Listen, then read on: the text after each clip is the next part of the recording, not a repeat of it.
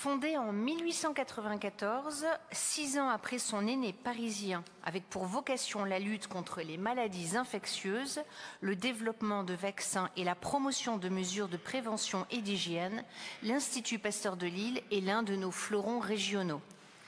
Après avoir traversé une phase difficile entre 2010 et 2014, l'IPL a entamé son redressement financier dès 2015.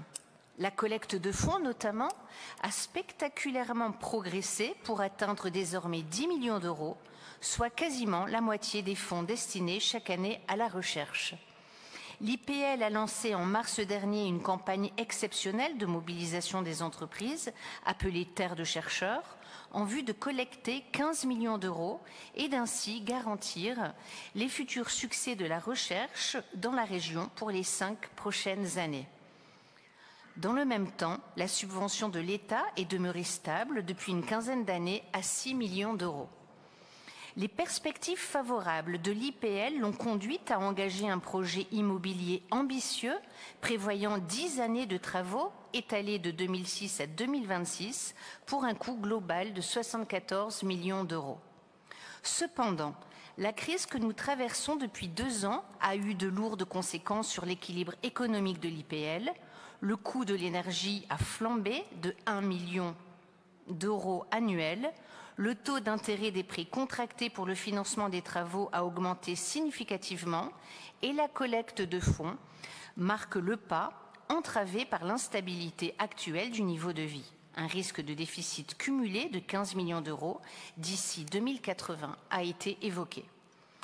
Alors que les effectifs scientifiques de l'IPL ont déjà décru de 30% entre 2003 et 2023, soit une perte de 36 équivalents temps plein, le risque est désormais grand de graves conséquences sociales, voire d'un effet domino sur l'ensemble du secteur régional de la recherche.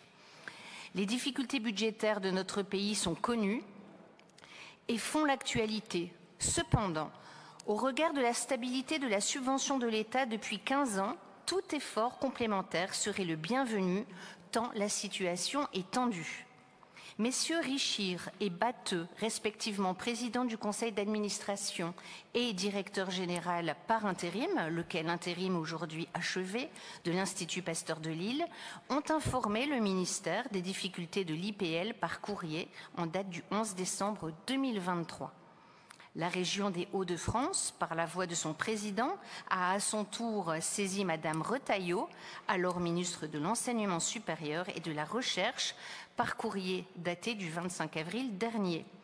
La commune de Lille, attachée à la présentation de cette institution locale séculière et à son rayonnement, sollicite également Monsieur Patrick Hetzel, successeur de Madame Retailleau, afin qu'il accorde une attention particulière et bienveillante aux sollicitations qui lui sont faites. Le Conseil municipal de Lille adopte ce vœu. Je vous remercie.